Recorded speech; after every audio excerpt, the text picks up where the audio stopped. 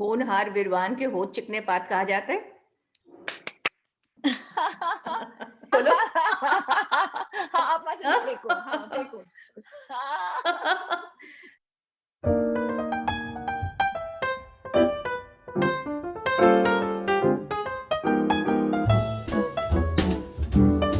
दोस्तों, welcome to T series चाय पे चर्चा। हम सबकी वेलबींग के लिए चर्चा करेंगे एक एक्सपर्ट से। सिंगापुर से जूही शुक्ला का नमस्कार। मैं एक interviewer, green agro eco farm के साथ chief innovation officer, Bhilai education charitable trust में ट्रस्टी, प्रोफेशनल मॉडरेटर और यूट्यूबर हूँ। 1903 में थॉमस एडिसन ने कहा था, भविष्य का डॉक्टर कोई दवा नहीं देगा, लेकिन अपने रोगी के शरीर की देखभाल में आहार, बीमारी के कारण और रोकथाम में रुचि रखेगा। आज हम मिलेंगे एक पोषण विशेषज्ञ से, अर्चना अग्रवाल जी से, और जानेंगे गट हेल्थ के बारे में। अर्चना अग्रवाल दिल्ली में एक आहार विशेषज्ञ यानी न्यूट्रिशनिस्ट हैं। उन्हें faculty of medical sciences Delhi university के अंतर्गत लेडी इरविन कॉलेज से dietetics and public health and nutrition में उन्होंने पोस्ट ग्रेजुएशन किया है। उन्हें हार्मोनल इम्बैलेंसेस एंड इनफर्टिलिटी के उपचार के लिए आहार सहायता परामर्श, डाइटरी सपोर्ट काउंसलिंग में 3 दशकों का अनुभव है और एक्सपर्टीज भी प्राप्त है। कैंसर उपचार और इसके दुष्प्रभाव से निपटने के लिए वे कैंसर के दौरान और उसके बाद की मील प्लान और न्यूट्रिशनल गाइडलाइंस भी प्रदान करती हैं। 2013 से breast cancer support group max Patparganj bliss foundation में ऑनररी डाइटिशियन कंसल्टेंट हैं। लाइफस्टाइल डिजीजेस, खासकर कैंसर और हार्मोनल इम्बैलेंसेस को रोकने में अच्छे पोषण की भूमिका का ज्ञान व्यापक करने में अर्चना जी सक्रिय रूप से ढेरों वर्कशॉप्स, सेमिनार्स और ग्रुप डिस्कशंस में भाग लेती रही हैं। स्वागत है आपका अर्चना जी, नमस्कार। नमस्ते जूही, thank you so much for this warm welcome and this such a warm description of what all I do and बहुत मन खुश होता है every time that I am on screen, I am sharing my views, thoughts और सबसे जुड़ना मेरे लिए तो ये सबसे बड़ा connection है। And I always say food is something which connects you to people and it connects to your own self. उसी से सबसे बड़ा जुड़ाव होता है। डेफिनेटली, बहुत सही बात है। और चूंकि ये चाय पे चर्चा है तो चलिए चीयर्स विद चाय करते हैं। Why not? Sure. Cheers Cheers. Archana ji. Many such more interesting sessions. Definitely. So Hippocrates ने कहा था, all diseases begin in the gut. तो अर्चना जी, आप मुझे सबसे पहले तो ये समझाइए कि ये गट क्या है। गट हेल्थ पे गट डिस्कशंस बहुत होते रहे हैं, तो हम अपने दर्शकों को एकदम सही तरीके से, सरल तरीके से सब कुछ समझाते हैं। आज आज हम गट हेल्थ के बारे में बात कर रहे हैं, तो आप बताइए गट क्या है। देखिए जूही, बिल्कुल ठीक कहा। Hippocrates who is been called the father of medicine, 2000 साल पहले उन्होंने कहा कि all disease begin in the gut. पर उससे पहले हमारे आयुर्वेदा ने 5000 साल पहले इस अच्छा। चीज की पुष्टि दी थी। और आज हम बहुत ज्यादा आयुर्वेदिक प्रिंसिपल्स, जो ये फंक्शनल मेडिसिन प्रिंसिपल्स भी है ना, इनकी भी कहीं ना कहीं बुनियाद बहुत से तरीकों में हमारी आयुर्वेद से जुड़ी हुई है। आयुर्वेद ने तो शुरू से ही कहा था कि सारी डिजीजेस का जन्म स्थल गट है। और इसको मैं हमेशा ये कहती हूँ कि why should we talk about disease, let's talk about कि अपने आप को स्वस्थ रखने का सबसे आसान सरल तरीका क्या है। वो है एक स्वस्थ गट। जब ये गट वर्ड हुआ है ना, एक हमने बहुत ये वर्ड शुरू से हम बचपन में भी कहते थे ना, गट फीलिंग। हाँ, है ना। तो गट इस टाइम जब हम बात कर रहे हैं, हम अपनी छोटी आंत, स्मॉल इंटेस्टाइन के बारे में बात करते हैं। बेसिकली स्लैंग वर्ड है, this is not a technical word, but it can describe the entire alimentary canal from the mouth, from where we ingest food, जहाँ से हम खाना खाते हैं और जहाँ से हम एलिमिनेट करते हैं। एक अच्छे स्वस्थ शरीर के लिए नॉट ओनली हम क्या खा रहे हैं, बट उसको हमारी बॉडी डाइजेस्ट, एब्जॉर्ब करके फिर जो हम बाहर एलिमिनेट कर रहे हैं टॉक्सिक मटेरियल को, that is also a very important integral part of the entire health system, है ना। ठीक है। तो गट हमारी स्मॉल इंटेस्टाइन को रेफर करते हैं, जहां पे जो हम, जैसे कहा जाता था ना, we are what we eat, and हम यही कहते हैं we are what we absorb. आप हाँ, बहुत अच्छा खा रहे हैं, आप बिल्कुल। बहुत ही अच्छे बर्तनों का उपयोग करके खा रहे हैं, ठीक है? हाँ। हुँ, येट अल्टीमेटली उन चीज़ों का आपको क्या फ़ायदा मिल रहा है, इस चीज़ पे निर्भर करता है कि हुँ, आपकी स्मॉल इंटेस्टाइन ने उसको फाइनल डाइजेशन करके एब्ज़ॉर्प्शन करके आपके ब्लड स्ट्रीम में हुँ, क्या-क्या वो पहुँचाने में सक्सेसफुल हुई और हाँ, उनको हमारे सेल्स ने किस तरह से यूटिलाइज़ करके एनर्जी जनरेट की हुँ। और अपनी रिपेयरिंग, ग्रोथ डिपेंडिंग ऑन हम किस अवस्था में हैं। आपने ये बहुत अच्छा बताया अर्चना जी। मेरे हुँ, दिमाग में जो डेफिनेशन थी ना कि हुँ, we are what we eat, इसको मैंने बोलना शुरू किया था we are what we digest, but हुँ। आपने उसको एक लेवल और ऊपर ले हाँ, जाके कहा हाँ, कि वी आर हाँ। What we absorb, yes, and that is yes, exactly what we are going to understand today, yes, because हाँ। Most of it happens in the small intestine. और हुँ, स्मॉल इंटेस्टाइन हेल्दी रहे, उसकी जगह छोटा शब्द है गट हेल्थ। यस। तो आज हम इस पे डिस्कस करने वाले हैं, है ना? हाँ, तो मेरा ये अगला सवाल आपसे यही हुँ, था कि हमारा गट हेल्दी है या नहीं है, ये हम कैसे जानें? क्योंकि अगर देखें आप, गट हेल्थ की जब हम बात करते हैं और हमसे कोई भी आके कहता है शिकायतें अपनी, तो आप और मैं और ऐसे हमारे जैसे कई और लोग जो न्यूट्रिशन में खासा दिलचस्पी रखते हैं और जो डायटीशियंस हैं, वो सबको सबसे पहले खाने की कुछ चीज़ों को मना कराते हैं या बोलते हैं ये खाना शुरू करो। तो आप ये बताइए कि हम पहले ये जानें कैसे कि हमारा गट हेल्दी है या नहीं? हम कहते हैं ना कि gut health is lot to do with हमारे डाइजेस्टिव सिस्टम से जुड़ा हुआ है। बट उसके जो सिम्पटम्स हैं ना हेल्दी गट के, कि अगर हुँ, हमारे गट में कोई परेशानी तो इट इज़ नॉट जस्ट कि नहीं जी मुझे तो डायरिया नहीं रहता, मेरे को कॉन्स्टिपेशन भी नहीं है, मुझे हुँ, नौसिया भी नहीं है और कई हद तक ऐसे लोग भी मिलेंगे आपको जिनको भूख भी अच्छी लगती है। हाँ, ठीक है? तो हमें लगेगा कि जब मुझे मेरा डाइजेशन ठीक है, मुझे डायरिया नहीं है, मुझे कॉन्स्टिपेशन नहीं है, भूख भी ठीक-ठाक लग जाती है, हाँ, तो दैट मीन्स कि मेरी तो गट हेल्थ अच्छी होएगी। बट हाँ, इस गट हेल्थ का मैनिफेस्टेशन आप मुझसे किसी भी चीज़ के बारे में बात कर लीजिए, तो अल्टीमेटली मेरा जवाब सबके लिए एक ही रहेगा। आप बात करिए हार्मोनल इम्बैलेंस की, आप हुँ, बात करिए general energy metabolism, energy levels की, हुँ, आप बात करिए मेंटल हेल्थ की, हुँ, अटेंशन डिसऑर्डर्स जो बच्चों में होते हैं, बड़े हाँ, होके बहुत सारी जो आजकल dementia, Alzheimer, mental health, correct, auto immune disorders, hmm, everything is directly related to gut health. तो अगर एब्सोल्युटली, हम अपनी गट हेल्थ को मेंटेन रखें, तो इन हुँ, सभी बीमारियों से हम बहुत दूर रहेंगे हुँ, और जब हमें कोई भी ये बीमारी होती है, इनमें से कोई भी बीमारी होती है या हुँ, कोई भी समस्या सामने आती है, the root cause of it is a compromised gut health. Absolutely. तो हमारी जो भी बीमारियों के जो हमें पता है कि हमें ये बीमारियाँ हैं, तो हमें ये जान लेना है कि हमारा गट हेल्दी नहीं है, और उसमें ओबेसिटी भी है आई थिंक, कुछ हद तक ओह यस, डायबिटीज़ भी है ना? बिल्कुल, ऑल हाँ, lifestyle diseases, all lifestyle diseases. Obesity, हुँ, डायबिटीज़, हाइपरटेंशन, आर्थराइटिस, हाँ, आप जिसका नाम ले लें और थोड़ा-सा जूही 2 मिनट में ये समझाऊँगी कि मैंने ये तो बिल्कुल, बताया बिल्कुल। कि हम गट स्मॉल इंटेस्टाइन को कहते हैं। बट थोड़ा हम ये समझ लें कि गट में होता क्या है? हाँ, what is the process which is happening, है ना? बस मैं वहीं आ रही थी हाँ, अभी। हाँ, हाँ। ठीक है? तो हाँ, हाँ, हुँ, तो जैसे किन कारणों से अनहेल्दी गट होता है और उसके कारण क्या है? अगर आप वो समझा दें तो थोड़ा और क्लियर हो जाएगा। हुँ। अच्छा, उससे पहले मैं ये बताती हूँ, देखिए खाना हमने खाया, हाँ, मुँह से चबाया, वहाँ वो चबाना भी च्यू करना बहुत ज़्यादा क्यों ज़रूरी है? क्योंकि नॉट ओनली एंजाइम्स। हाँ, एंज़ाइम जो जो सलाइवा होता है, वो हमारे फूड को अल्कलाइन बनाता है, कार्बोहाइड्रेट का डाइजेशन वहाँ से शुरू हो जाता है, ठीक है? जी। उससे भी ज़्यादा एक स्टेप और ज़्यादा ज़रूरी है कि जब हम च्यू करते हैं, जब ज़्यादा टाइम हम च्यू करते हैं, हुँ, वो हमारे स्टमक को सिग्नल करता है कि भैया तैयार हो जाओ, खाना आने वाला है। हुँ, तो हर जो बॉडी डाइजेस्टिव ट्रैक्ट का जो भी एक ऑर्गन है ना, उसकी हुँ, तैयारी पहले से शुरू हो जाती है। हुँ, ऐसा नहीं कि सडनली जैसे मेहमान आते हैं, थोड़ी हुँ। तैयारी हम पहले से करके रखते हैं ना, बिल्कुल, उसी बिल्कुल। तरह हमारा चाहे स्टमक हो, चाहे हुँ, हमारी छोटी आंतें हों। सो हुँ, सबसे पहले हम खाना खाते हैं, वो हमारी ईसोफेगस से जब वो स्टमक में आता है, स्टमक में हुँ, होती है हमारी स्टमक एसिड, ठीक है? हुँ, स्टमक एसिड जो हम मुँह से खाना खाते हैं, उसको तो हम चबा के छोटे पीसेस कर लेते हैं।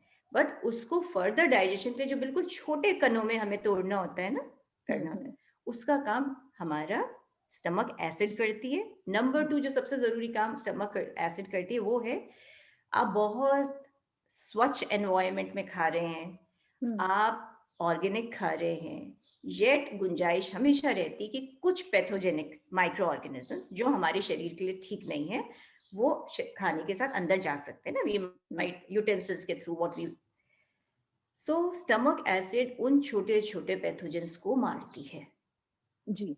सो दैट फाइनल डाइजेशन के जब स्मॉल इंटेस्टाइन हमारी गट में खाना पहुंचता है तो वो एक राइट साइज में आ चुका है, जिसको final enzymes from the pancreas, bile from the liver उसको डाइजेस्ट करते हैं और हमारे खून तक पहुंचाते हैं, हमारे ब्लड स्ट्रीम में पहुंचाते हैं। And this same blood circulates through out the body. अगर इसके साथ कुछ भी गलत चीज चली गई तो वो हमारे शरीर के किसी भी अंग को नुकसान पहुंचा सकती है। तो हमारे को इतनी जगहों का ख्याल रखते हुए फिर खाना खाना है ताकि हमारा गट अनहेल्दी ना हो जाए, है ना? बट एक आखिरी चीज और बता दूं, जी। 70 to 80% of immune cells reside in our gut. अब समझिए, इसके आगे तो कुछ रह ही नहीं गया समझने के लिए। 70 से 80% इम्यून सेल्स हमारे गट में, हमारी छोटी आंतों में रहते हैं। अगर कोई भी गलत चीज हमारी खाने के जरिए, सांस के जरिए, पानी के जरिए अगर कोई भी चीज हमारे आंतों तक पहुंचती है तो ये जो हमारे इम्यून सिस्टम, जिसको इनसे कई बहुत बड़े खतरों के साथ लड़ना है, वो इन छोटे छोटे खतरों से ही लड़ने में इतनी बिजी हो जाती है कि या तो थक जाती है, ये इम्यून सेल्स या तो थक जाते हैं या कंफ्यूज हो जाते हैं। करेक्ट। अर्चना जी, लेकिन ये क्या कारण है जिसके कारण हमारी गट अनहेल्दी हो जाती है? अनहेल्दी गट के लिए रीजंस क्या हैं? जैसे कि मेरे हिसाब से थोड़ा है कि अगर आप बहुत तला हुआ खाना खाते हैं या आप केवल एक ही तरह का खाना बार-बार खाते हैं, सवेरे 4 रोटी, दिन में 4 रोटी, फिर शाम को, या बहुत चावल, तो वो क्या कारण है जिनके कारण हम मतलब अपने गट को पहले रोक सकें कि और अनहेल्दी ना बनाएँ उसे? बहुत अच्छा क्वेश्चन पूछा जो ये आपने। और ये न्यूट्रिशनल डेफिशिएंसीज जो आपने कहा ना, जब हम एक तरह का खाना खाते हैं तो सबसे बड़ा नुकसान क्या होता है? देखिए, जब हम वैरायटी की बात करते हैं, variety not only adds lot of interest, flavour, taste to the food, but अलग अलग चीजें खाने से हमें अलग अलग वाइटामिन, मिनरल्स और जरूरी पोषण मिलता है, ठीक है। और दूसरी बात ये है कि हमारी गट अनहेल्दी होने के बहुत सबसे बड़ा एक फूड के जरिए सबसे बड़ा रीजन है बहुत ज्यादा रिफाइंड, बहुत ज्यादा प्रोसेस्ड जो आहार होता है ना, जैसे साबुत दालें, साबुत गेहूं है, जितना हम रिफाइन करते चले जाते हैं उतना उसमें से असली पौष्टिक तत्वों को और फाइबर को हम खत्म करते चले जाते हैं। और ये सारी चीजें बहुत ज्यादा इन्फ्लेमेशन, सूजन पैदा, मतलब इन्फ्लेमेशन क्या है? इन्फ्लेमेशन का मतलब है आपने इम्यून सेल्स को लड़ाई पे लगा दिया। So first of all, refined, processed, packaged food, ठीक है।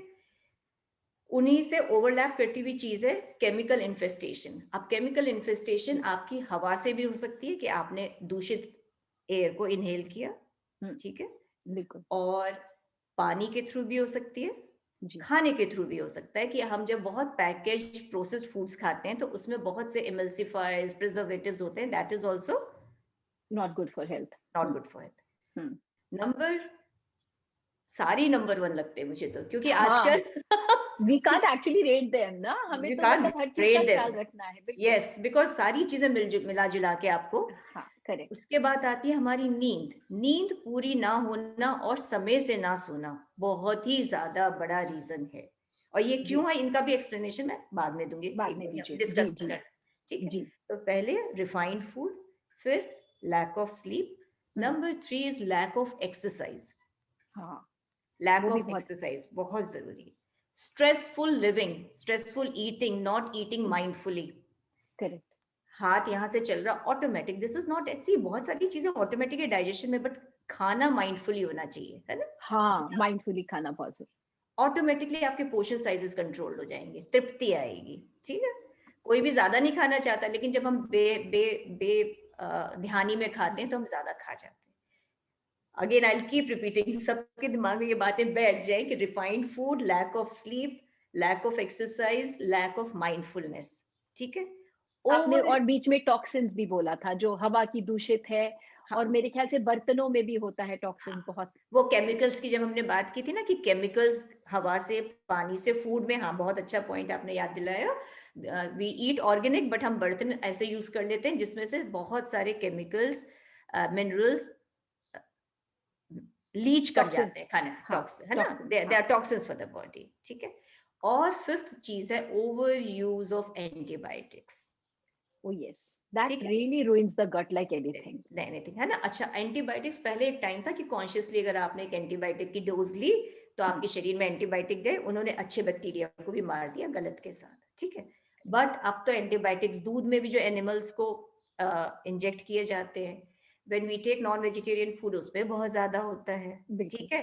तो जब वो छोटी छोटी मात्रा में उन एनिमल्स, मतलब क्या ना चाहिए, आप धीरे धीरे छोटी छोटी मात्रा में पूरे टाइम एंटीबायोटिक्स जब खा रहे हैं तो वो आपके अच्छे गट बैक्टीरिया को भी हम्म, डिस्ट्रॉय कर रहे होते हैं और पूरे चलिए तो टाइम हमारा इम्यून सिस्टम लड़ रहा होता है उससे। जी, चलिए तो अभी ये बताइए, अपने आपने रीजंस तो बता दिए कि हमारी अनहेल्दी गट क्यों होता है, लेकिन अभी आप थोड़ी देर पहले माइक्रोबायोम के बारे में बात कर रही थी, तो आप हाँ, हमें गट माइक्रोबायोम के बारे में भी अभी समझा दीजिए, फिर हम इसके बाद आगे चलते हैं।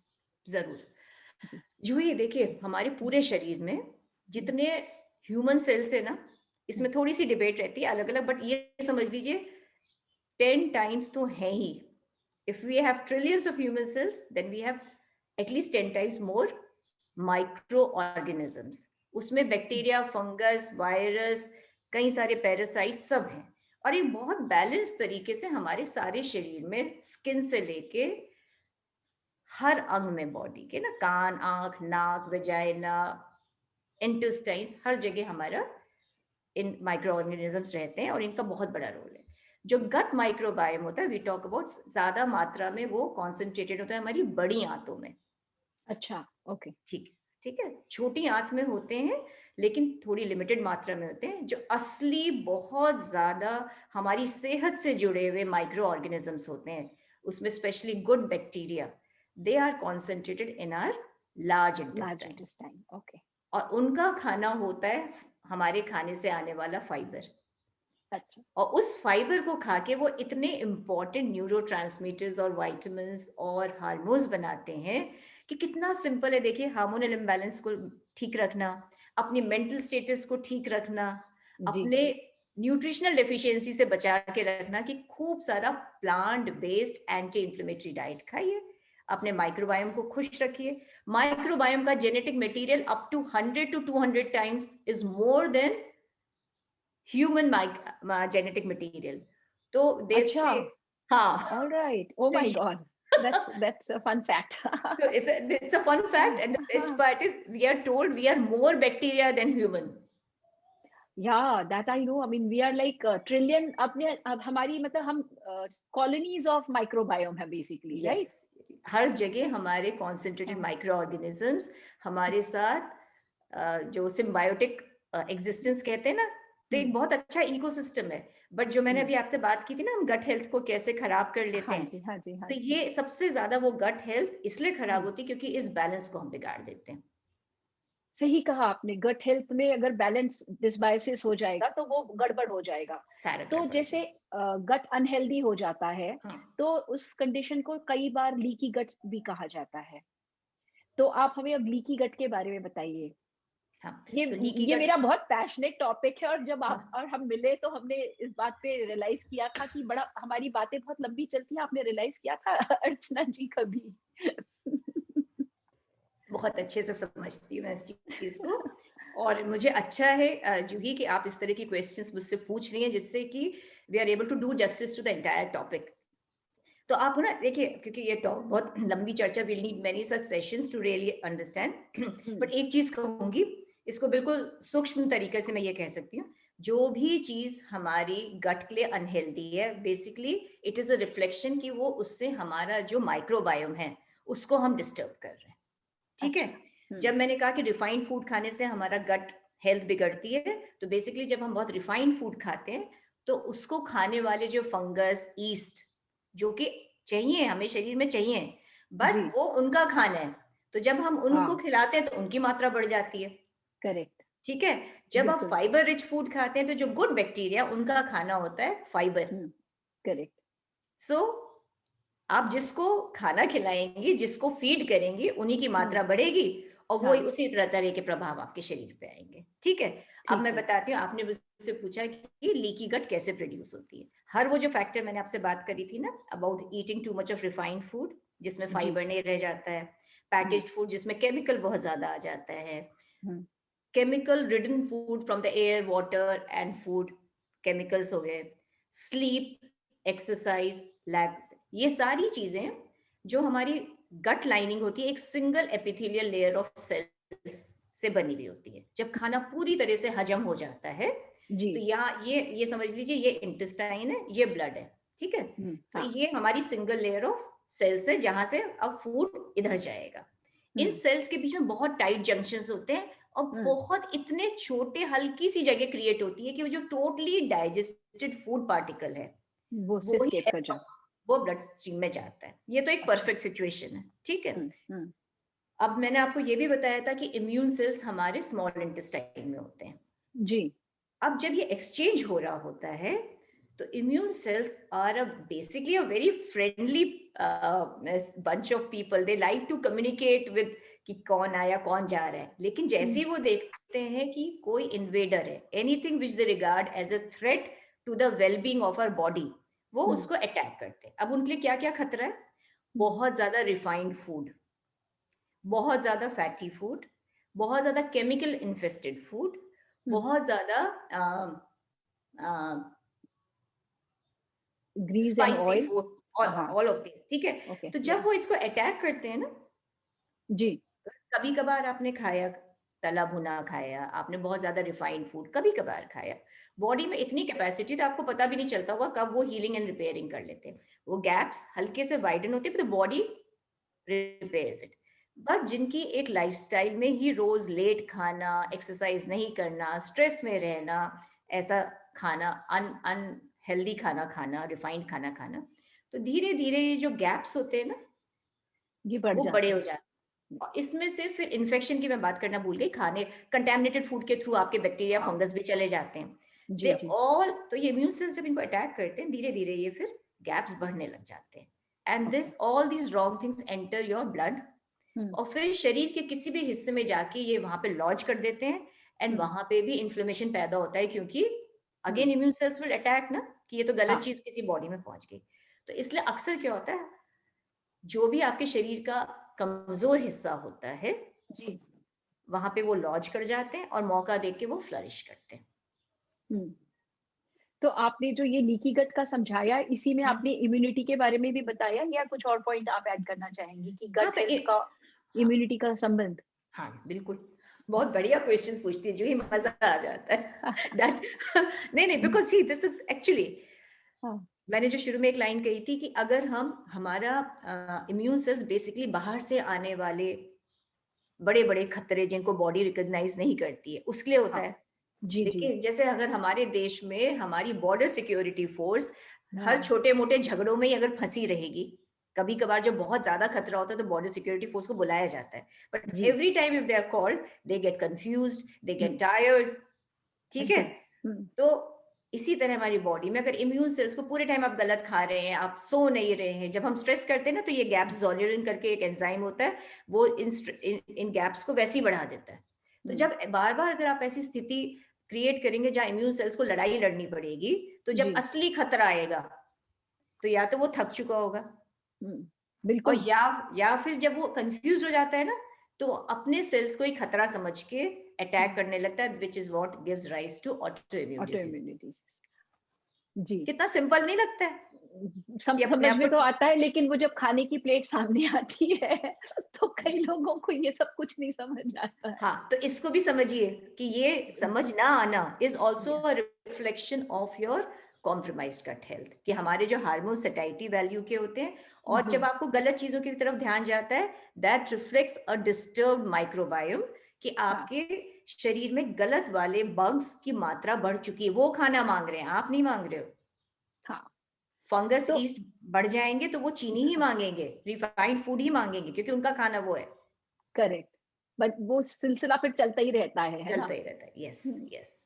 तो जैसे अब मान लीजिए हमारी गट हेल्थ के बारे में हमने समझ लिया, तो गट हेल्थ जो है वो बॉडी में और क्या क्या कंट्रोल करेगी? एक तो इम्यूनिटी को करेगी, और क्या क्या वो कर सकती है? उसका रोल क्या है गट हेल्थ का in maintaining a healthy body? Total well-being, your mental, your emotional, your physiological, your physical, your social, your financial. मैं फाइनेंशियल एस्पेक्ट को भी बताऊंगी कैसे होता है जब आपका शरीर ही स्वस्थ नहीं रहेगा। हाँ। So whether you're spending on health or whether you're generating money, both will get hmm, compromised. आप कमा भी पाएंगे तो आप खाली उसी में खर्च करते रह जाएंगे, या आपकी जी। प्रोडक्टिविटी कॉम्प्रोमाइज हो जाएगी। ये जो गट हेल्थ जो है ये क्या वजन के बारे में भी यस, कंट्रोल यस, करती है, और yes, yes, diabetes, arthritis, yes, yes. तो इसमें सारा है। जब भी हाँ। आपका माइक्रोबायोम डिस्टर्ब होएगा हम्म। तो ये बैक्टीरिया जो है they are directly related to your insulin resistance, they are directly related कि आपकी इंसुलिन रेजिस्टेंस हम्म। जब बढ़ती चली जाती है और आप हम्म। ग्लूकोज को यूटिलाइज नहीं कर पाते हैं, उससे हम्म। आपका फैट, बेली फैट बढ़ता है। बेली जी जी। फैट बढ़ता है तो उससे इन्फ्लेमेशन बढ़ता है। इन्फ्लेमेशन बढ़ता है तो आप समझ लीजिए फिर इन्फ्लेमेशन तो सारी बीमारियों की जड़ ही है। तो अब मुझे आपसे 2-3 सवाल और पूछने का मन करने लगा कि आपने इन्फ्लेमेशन कहा है और इन्फ्लेमेटरी डाइट्स बहुत होती हैं। तो एंटी आप पहले, इन्फ्लेमेटरी। हाँ, एंटी हाँ, इन्फ्लेमेटरी, सॉरी। तो आप पहले इन्फ्लेमेशन समझा दीजिए। हाँ। ये इन्फ्लेमेशन होता क्या है? कैसे समझ आए कि हमारी बॉडी में इन्फ्लेमेशन है? बिकॉज़ गट को देखना भी तो आसान नहीं है ना? और हुँ, ऐसी दूरबीन बन जाए कि हम देखें। देखिए, गट ना इन्फ्लेमेशन है कि नहीं है बताती है। कहीं भी पेन है, हुँ, बॉडी के किसी भी हिस्से में पेन है, इसका मतलब बॉडी में इन्फ्लेमेशन है। One single line. वॉव! हाँ, तो ये मतलब मैंने तो ये हर इंसान को कहते सुना है, कभी किसी के हाँ, कमर में दर्द है, कभी हाँ, पीठ में, कभी सिर हाँ। में, मतलब इन्फ्लेमेशन है बॉडी में। मोस्टली जूही मोस्टली देखिए, गट रिलेटेड, हाँ। नहीं, हाँ, जूही जैसे आप एक होम्योपैथ के पास जाते हैं, किसी जी, आयुर्वेदिक डॉक्टर के पास जाते हैं, जी, आप जी, कान का दर्द भी लेके जाएँगे अगर, जी, हैं? वो सबसे पहले आपका यही सब पूछेंगे, है ना? करेक्ट। नींद कैसी आती है? खाना कितना हजम होता है? हुँ, कौन-कौन सी चीज़ें पसंद हैं? हुँ, ठंडा पसंद है, गरम पसंद है? उससे वो अंदर की चीज़ों को सारा भाप। सारी उनके कैमरा है जिससे वो सब भाँप लेते हैं कि आपका किस-किस चीज़ की तरफ रुझान है, वो सारी स्टोरी बता देता है उनको, हाउ लवली! है ना? बिल्कुल। तो तो वो इंटरप्रिटेशन करना हमारा। हुँ, अब इन्फ्लेमेशन का मतलब क्या होता है? सूजन, हिंदी में उसको सूजन कहते हैं, जी। ठीक है? और हुँ, सूजन से हम क्या रिलेट करते हैं? देखिए जो बाहरी सूजन है वो तो हमें दिखती है, मुझे चोट जी। लगी, हुँ, यहाँ पे सडनली सूजन आती है। व्हाट इज़ दैट सूजन? जैसे ही हमें कहीं चोट लगती है, कोई इन्फेक्शन होता है, कोई इंजरी लगती है, बॉडी को इससे नहीं मतलब है किस चीज़ से लगी है। आप जल हुँ, गए, आप कट गए या आपको कहीं टकरा भी गए, बहुत ज़ोर की आपकी कोहनी लग गई, तो क्या होता है वहाँ पे इंजरी हुई ना, तो बिल्कुल। ब्रेन सीधे मैसेज जाता है कि वहाँ पे हुँ, ब्लड सप्लाई बढ़ाओ। ब्लड सप्लाई क्यों बढ़ाओ? जब ब्लड हाँ, सप्लाई बढ़ेगी, तो आपके इम्यून सेल्स की मात्रा भी बढ़ेगी, उनको रिपेयर करने के लिए, उस हिस्से की रिपेयर करने के लिए जो न्यूट्रिएंट्स चाहिए, उनकी मात्रा भी बढ़ेगी। तो जब जी। उस हिस्से में ब्लड सप्लाई बढ़ गई, हुँ, तो वहाँ पे जो आप रेज़्ड, हमेशा सूजन इज़ रेज़्ड ना, वो ऐसा फूला हुआ क नज़र आता है, दैट हाँ, is that the blood supply has increased. उस correct, blood supply pressure surrounding nerves पे प्रेशर डालती है, करेक्ट। तो पेन होता है। This is how you explain the pain infla outside the body. This is inflammation and the uh, pain outside the body. अब अंदर क्या होता है? अंदर भी बिल्कुल यही सब हो रहा होता है। किसी भी हिस्से में चोट लगी, चाहे इन्फेक्शन से लगी या आपने कोई बहुत खुरदरी रफ चीज़ खा ली, वहाँ की हुँ, म्यूकस लाइनिंग को आपने हिट कर दिया, इंजर कर दिया, हुँ, ठीक है? फिर वहाँ पे आपके इम्यून सेल्स पहुँचे, हुँ, उन्होंने वहाँ पे ब्लड सप्लाई बढ़ाई, वहाँ पे हीलिंग रिपेयरिंग करी, ठीक है? हुँ, बाहर तो जो पस निकलती वो क्या होती है? इम्यून सेल्स ने लड़ाई लड़ी, गंदे तत्वों को इकट्ठा कर दिया, क्या और निक बाहर निकाला। बाहर फेंक दिया, इसी हाँ। तरह अंदर का जो होता है, कभी-कभार होता है, कितनी लड़ाइयाँ इम्यून सिस्टम लड़ लेता है, हमें तो पता ही नहीं चलता है। जब कहते हैं ना, जब बिल्कुल ही एक लिमिट के बाहर, हाँ, तब इम्यून सिस्टम कहता है, अब तो मुझे शोर मचाना पड़ेगा। तब आप रजिस्टर करते हैं कि कुछ हुआ। बिल्कुल, बिल्कुल। बहुत अच्छा समझाया आपने अर्चना जी। तो इसी में लगातार में ये बताइए कि अगर इन्फ्लेमेशन है बॉडी में, जो मुझे लगता है अभी जो भी शो देख रहा होगा वो भाप जाएगा कि उसकी बॉडी में इन्फ्लेमेशन है, और इस समय मुझे भी है इन्फ्लेमेशन। तो एंटी इन्फ्लेमेटरी डाइट की इम्पोर्टेंस और न्यूट्रिएंट्स के साथ-साथ आप थोड़ा-सा कुछ बताइए, एंटी इन्फ्लेमेटरी डाइट किस तरह की होनी चाहिए? देखिए, एंटी इन्फ्लेमेटरी का क्या मतलब होता है? Simple, the word is self explanatory. जी, anything which does not challenge the immune system, कि जब करेक्ट। आप वो खाएँ और आप जब आपके सब हजम करके, डाइजेस्ट-वाइजेस्ट करके, जो फाइनल डाइजेशन के लिए जब स्मॉल इंटेस्टाइन में वो खाना पहुँचे, हुँ, तो इम्यून सिस्टम को बहुत फ्रेंडली लगे, उसे लगे yes, this should get a हाँ, direct entry into my blood stream.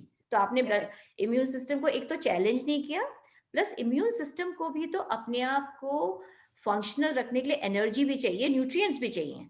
Ji. Get my point?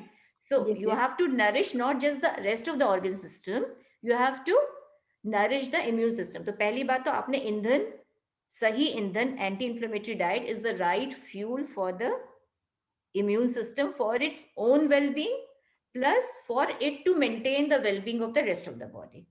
ठीक है. तो Yes. जब आप एंटी इन्फ्लेमेटरी डाइट कौन सी होती है? हम्म. सब कुछ उल्टा कर दीजिए. रिफाइंड का उल्टा होता है होल. होल हाँ. Food, whole foods. आप जितना गेहूं को रिफाइन करते चले जाते हैं, वो ग्लूटेन वाली कहानी अभी मैं नहीं छेड़ूंगी क्योंकि बहुत लंबी हो जाएगी. जी जी, वो हम तो लोग आगे आने वाले हाँ, एपिसोड्स में हम हर हाँ, एक एक हाँ, टॉपिक पे डिस्कस एक और करेंगे. करेंगे. तो इसका एक लाइन में कहते हैं anti inflammatory plant based diet which is based on whole foods. Absolutely whole beautiful foods क्या, डेफिनेशन. हाँ, होल फूड्स क्या प्रोवाइड करते हैं? Phytonutrients and antioxidants. ये दोनों चीजें आपके शरीर को इन्फ्लेमेशन से दूर रखती हैं. बहुत अच्छा. तो एक छोटा सा टिप यहाँ पे बता दीजिए कि सबसे अच्छा, एक अगर आपसे मैं कोई डाइट के पूछूं, डाइट तो नहीं, भले आप एक इंग्रेडिएंट बता दीजिए जो आपका फेवरेट एंटी इन्फ्लेमेटरी है. मैं बताती हूँ आपको. देखिए, ऑल जितने dark colour fruits and vegetables हैं, लेकिन उनको सीजनल खाइए.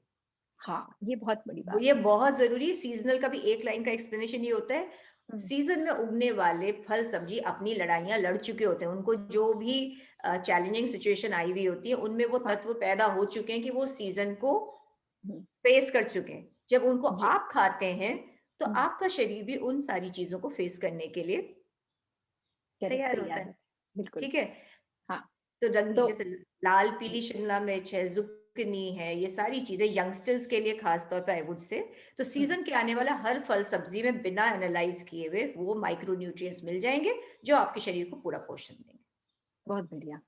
तो अभी अर्चना जी, आपसे बात करते करते एक दो जगह आपने जिक्र किया था मेंटल हेल्थ का, और गट को भी सेकंड ब्रेन ही माना गया है. तो relationship of gut and in maintaining good health जरूर बताइए. मेंटल हेल्थ के लिए ये बहुत इंपॉर्टेंट है. उसका ना बहुत सारी चीजें हैं, लेकिन सब जुड़ी हुई है. मैं एक तरह से समझाती हूँ जो आपको समझ आएगा, जी क्योंकि जी. अब आपने गट हेल्थ को बहुत अच्छे से समझ लिया है. जी. तो देखिए, एक तो मैंने बताया था ना कि यहाँ पे हजम किया हुआ खाना और यहाँ पे ब्लड है. अच्छा, ब्लड है. ब्लड हाँ. पूरी बॉडी में सर्कुलेट करता है. It is the same blood which is circulating through out the body. तो अब दूसरा बैरियर इस ब्लड का कहाँ आता है? एक तो ये चेक पोस्ट थी. हम्म. दूसरी चेक पोस्ट आती है ब्रेन के पास. जो हम्म. ब्लड जब ब्रेन में जाना होता है ना, तो there is something called blood brain barrier. वाह. ओके. वहां भी ठीक है. कैरियर है. हम्म. वहां पे वहां पे भी और आपके पुलिस तैनात होती है कि मेरे ब्रेन में, see brain is the central processing unit which is controlling all this hmm. Organ system. 11 organ systems होते हैं. वो उसका सीपीयू सीईओ जो कहना चाहें वो हाँ होता है. जी, हाँ जी, हाँ जी. तो अगर आपके ब्लड में पूरे ही time inflammatory compounds in any form, in the form of an infection, in the form of chemicals, in the form of some, even body ना एक अनडाइजेस्टेड प्रोटीन को, जो बदहजमी रहती है ना जिन लोगों को, अगर हाँ हाँ. हमेशा ही बदहजमी मेंटेन रहेगी और आपका खाना हजम आपको नहीं होता है, इट इज नॉट अबाउट कि जी मेरे को तो मैंने एंटासिड खा लिया, मैंने फलाना खा लिया. अनडाइजेस्टेड प्रोटीन पार्टिकल भी अगर जो गट वाली लाइनिंग से ब्लड में पहुंच जाता है, बॉडी उसको उतना ही रिएक्ट करती है, इम्यून सिस्टम उसको उतना ही रिएक्ट करती है जितने की शायद वो किसी पैथोजन को करे. ठीक है. करेक्ट. बिल्कुल. उसी तरह ब्लड ब्रेन बैरियर पे फिर से एक नाकाबंदी पे चेकिंग होती है कि सब कुछ ठीक है. सब कुछ ठीक है तो the blood passes to the brain. But बार बार अगर गलत चीजें आती है तो यहाँ पे भी इन्फ्लेमेशन पैदा होती है. बार बार हल्की फुल्की होगी तो रिपेयरिंग हो जाती है, आपको पता भी नहीं चलेगा. बट जब वो यहाँ पे भी लीकी ब्रेन बन जाता है, जो लीकी गट हुआ था अब जी. यहाँ लीकी ब्रेन, और वो गलत चीजें आपके ब्रेन के जिस भी हिस्से में जाके लॉज कर देती हैं, जो कॉग्निशन, मेमोरी, इमोशनल, इमोशनल तो बहुत. हाँ. है ना. नहीं, आजकल बहुत ज्यादा ब्रेन फॉग होना आम हो चुका है. चाबी कहाँ रख दी, मतलब स्कूल की बातें स्टूडेंट की तरह याद ना करना वो एक अलग चीज है. That is about different. But ये जो बहुत बड़ों को, हम सभी को चैलेंज होने लगा है ना, कि हाँ. अरे बट अब ये तो हाँ, काफी हद तक ये डिप्रेशन का भी जिम्मेदार लगता है तो इसे मुझे। मैंने इसलिए कहा इमोशनल, आपको कहा ना हाँ, डिप्रेशन एंजाइटी का, तो आप समझ लीजिए हाँ, जितनी मैंने बातें की, will definitely have a very extensive talk on it. Yes, yes, Something as basic as acid reflux is directly related to your depression and anxiety. It is hugely related to it. Wow, तो मैं really? इनसे ना डरने की बजाय मैं तो सोचती हूँ, आप ये समझिए कि हम्म, हमारे हाथ में कितना पावर है। वी कैन बिल्कुल, मैनेज एवरीथिंग फ्रॉम आउटसाइड। हम सोचते हैं ना अंदर से कैसे, सब कुछ आपके हाथों में है। माई होल जी, टॉक्स, जूही, जो मैं इतना समझाती हूँ, एक मकसद रहता है। हाँ मेरा जी, मकसद है we should all feel empowered by such awareness that hmm, there is not about bad genes or bad destiny. Everything is, we take responsibility. आज अगर जी, मैं डिप्रेस्ड हूँ, एंग्शियस हूँ, मुझे ब्रेन फॉग है, जितने भी मेंटल इमोशनल हेल्थ के ना, hmm, Alzheimer, hmm, dementia, Parkinson, they are all related, कि आपका वो इन्फ्लेमेशन किस बॉडी ब्रेन के हिस्से में जाके लॉन्च हो गया और वहां पे उसने गड़बड़ी शुरू कर दी। गड़बड़ी शुरू कर दी। So it all begins from the gut. It's such a wonderful explanation जो आज आपने दिया है अर्चना जी। कई लोगों ने मुझसे कहा था कि इस तरह का टॉक करो, तभी मैंने आपसे ही शुरुआत की है, क्योंकि हम बहुत दिनों से प्लान कर रहे थे कुछ करने का साथ। और आपने इतने प्यार से ये जो सब समझाया है, और लोगों का डेफिनेटली फायदा होगा कि हमें अपने खाने को बहुत सतर्कता से खाना चाहिए, माइंडफुल तरीके से खाना चाहिए, धीरे धीरे खाना चाहिए, चबा के उसको प्रॉपरली डाइजेस्ट होने देना चाहिए। और गट हेल्थ को अगर आप संभालेंगे तो मेंटल हेल्थ से लेके फिजिकल हेल्थ सब आपके कंट्रोल में रहेगी। और डॉक्टर्स के पास बार बार जाने की जरूरत नहीं है, क्योंकि इस समय डॉक्टर्स भी बहुत बहुत ज्यादा बिजी है। अर्चना जी, आपका तहे दिल से शुक्रिया। आप thank you, my ji, pleasure. हम आपसे जल्दी फिर से मिलते हैं अगली बार जरूर, नए नए टॉपिक के साथ। जरूर। मैं है? अब इस टॉक को इसी से खत्म करूंगी कि जी, please maintain a beautiful relationship with food. It connects you with your own self. और जब हम रिश्ता कायम करने की सबसे पहली बुनियाद क्या होती है? एक विश्वास। आप हम्म, खाना खाइए और विश्वास रखिए कि this is going to nurture and nourish you at all level. जब हम किसी पे विश्वास रखते हैं तो वो हमारे को जितना हमने नहीं भी सोचा होता उससे ज्यादा हमें बेनिफिट मिलता है। So don't, never doubt, mindful होइए, ऑब्सेस्ड मत होइए, and maintain a beautiful relationship with food. Eat it with lot of gratitude and a hmm. Feeling of blessedness and lot of pleasure. बहुत अच्छा आपने बताया। दोस्तों, हमें ज़रूर बताएँ कि आपको आज की ये चर्चा कैसी लगी। कृपया अपना प्यार छलकाते चलिए। कमेंट्स में बताइए कि आपको किन टॉपिक्स में इंटरेस्ट है, और कोई सवाल हो तो वो भी ज़रूर भेजिए। मेरे चैनल जूही शुक्ला को सब्सक्राइब कीजिए और अपने परिजनों से भी शेयर कीजिए। जल्द मिलते हैं। बाय-बाय।